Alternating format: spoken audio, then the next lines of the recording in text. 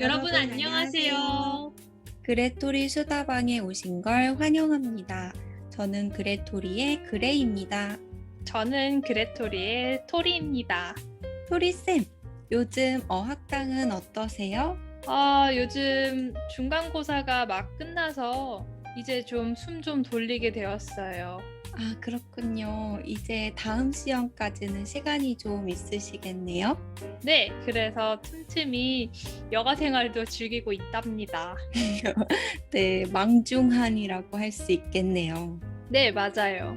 평소에 보면 토리쌤은 취미가 정말 다양하신 것 같던데 요즘은 어떤 취미 활동을 하고 계세요?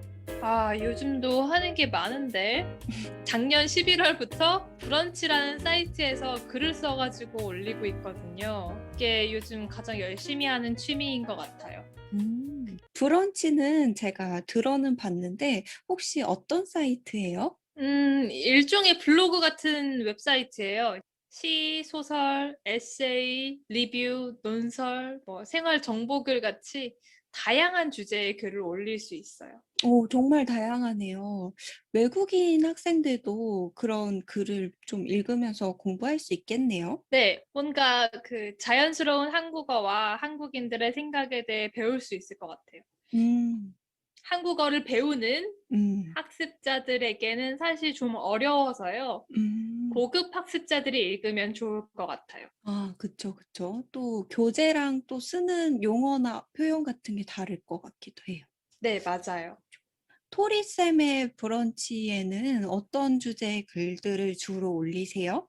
다양한 주제에 대해서 생각이 나는 대로 그냥 쓰기도 하고요. 어, 아니면 영화나 책 리뷰도 써요. 오, 최근에는 영화 리뷰를 많이 썼는데 음. 꾸준히 쓰다 보니까 반응도 좋더라고요. 제가 보니까 뭐 최근 영화 막 트립 투 그리스 이런 것도 보시고 예전 영화 맘마미아 이런 것도 쓰신 것 같네요.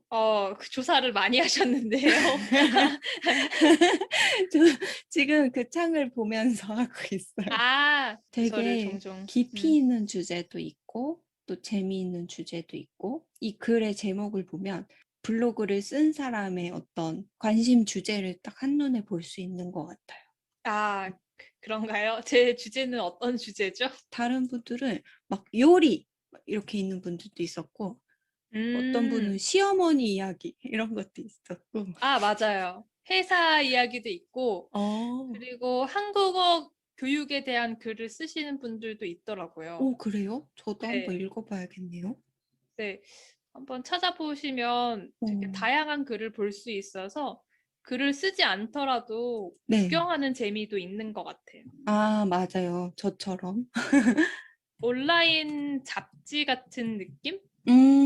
맞아. 그리고 잡지인데 내가 좋아하는 주제를 골라서 볼 수 있는 잡지? 네, 맞아요.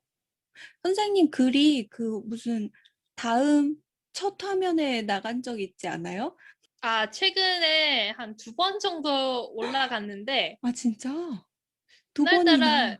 이상하게 조회수가 높더라고요. 그래서 오, '뭐지? 이 사람들 어디서 온 거지?' 싶었는데 그 다음이라는 포털 아, 사이트에서 주기적으로 홍보를 해 주는 것 같더라고요. 거기 이제 그래서 추천 글로 네, 뽑힌 그런 것 거죠. 같아요. 뿌듯하긴 하더라고요. 엄청 기분 좋을 것 같으세요. 맞아요. 다음에 또 대박 터졌으면 좋겠네요. 그러게요. 꾸준히 글을 써야겠습니다. 어. 한국어로 글 쓰는 것에 이제 관심 있는 학생분들도 가끔 계시더라고요.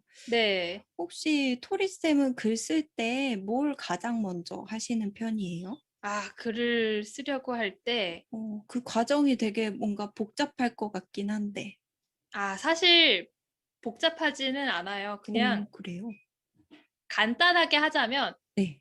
주제에 대해서 생각을 많이 하고 그런 다음에는 자기가 쓰고 싶은 대로 그냥 쓰면 되거든요. 그러니까 수필인 거죠. 손이 닿는 그렇죠. 네, 대로. 맞아요. 아, 리뷰나 에세이 같은 글은 네. 양식이 정해져 있지 않아서 더 음. 매력적인 것 같아요.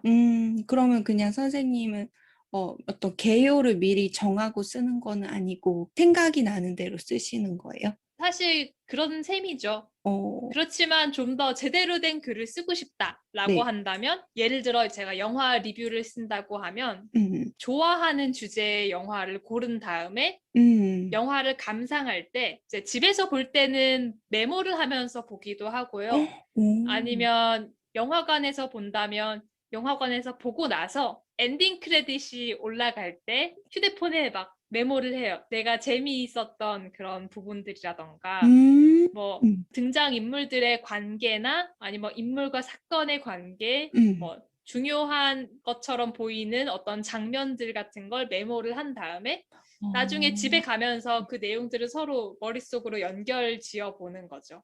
다시 한번 네. 생각하면서.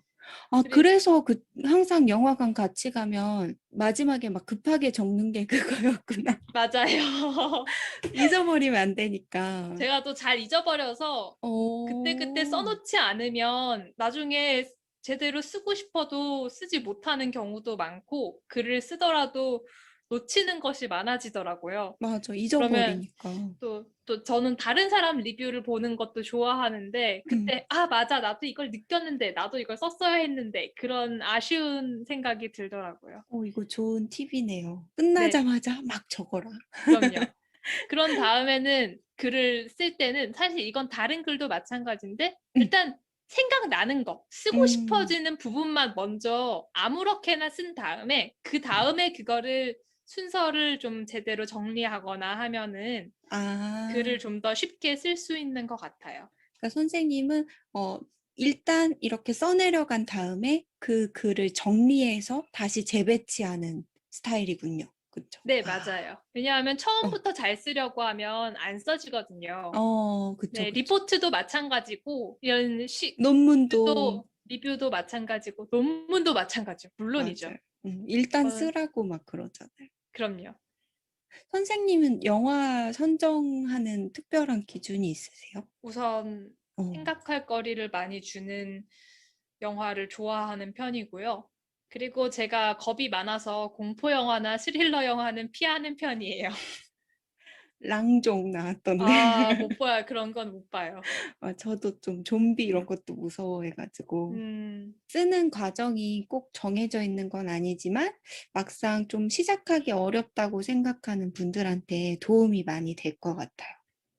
선생님, 그러면 혹시 글을 쓰는 취미의 장점이 뭐라고 생각하세요? 제가 외국 영화를 봤을 때 느꼈던 장점부터 이야기해 볼게요. 먼저 외국 사람이 한국 영화를 본다면 한국 영화나 뭐 이런 걸 보고 리뷰를 쓴다면 한국인이 글을 쓸 때 자주 사용하는 어휘나 표현을 검색하고 써볼 수 있는 기회가 있는 것 같아요. 맞아요. 살아있는 언어를 좀 배울 수 있을 것 같아요.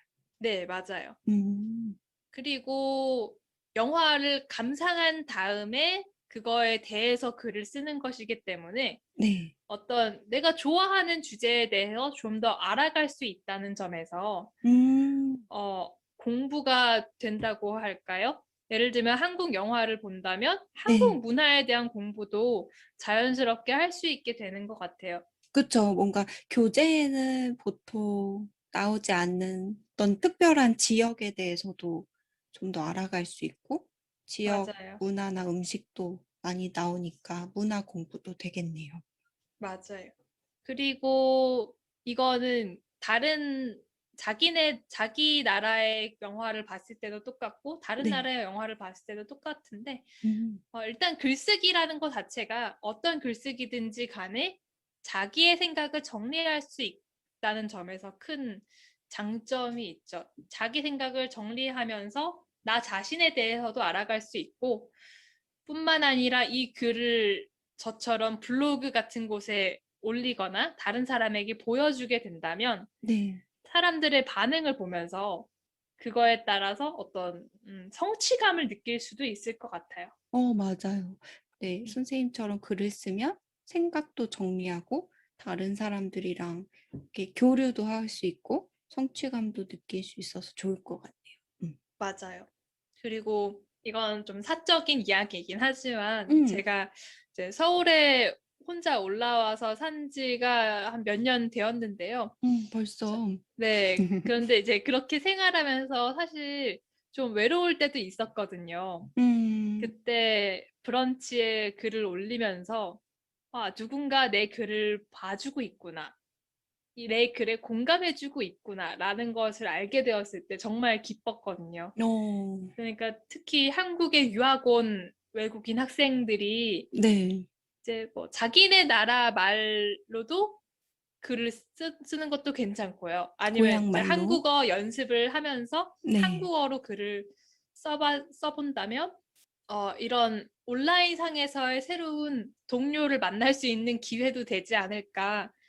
하는 그리고 생각도 들어요. 한국어로 쓰니까 한국인들도 뭔가 이렇게 관심을 가졌을 수도 있고 네 한국인이랑 맞아요. 얘기하게 될 수도 있고 하니까 좋은 방법이네요. 네. 또 있을까요? 그거 말고는 저는 브런치라는 이런 플랫폼에 꾸준히 글을 써서 올렸거든요. 그러다 보니까 전문 리뷰어는 아니지만 이런저런 영화 시사회에 초대를 받기도 하고 그리고 사람들이 '아 내가 리뷰를 쓰는 사람이구나.'라고 이제 점차 알게 되더라고요. 이렇게 나를 알릴 수 있는 기회를 넓힐 수 있게 된 것 같아요. 그렇군요. 네. 오늘은 토리쌤의 취미인 글쓰기에 대해서 같이 이야기해 봤습니다. 여러분 어떠셨나요? 글쓰기 취미를 가지고 싶어지지 않으세요? 여러분도 쓰고 싶은 글을 쓰면서 한국어도 공부하고 나의 생각을 정리해보면 좋을 것 같아요. 네, 맞아요. 그리고 한국어 글쓰기에 대해서 더 궁금한 것이 있으면 댓글로 알려주세요. 구독과 좋아요, 알림 설정도 잊지 마세요. 아참, 아래 설명란에 토리쌤의 브런치 주소를 써둘 테니까 관심 있는 분들은 꼭 들어가서 한번 봐주세요. 댓글도 한번 남겨주세요. 좋아요. 다음에 만나요. 안녕. 안녕.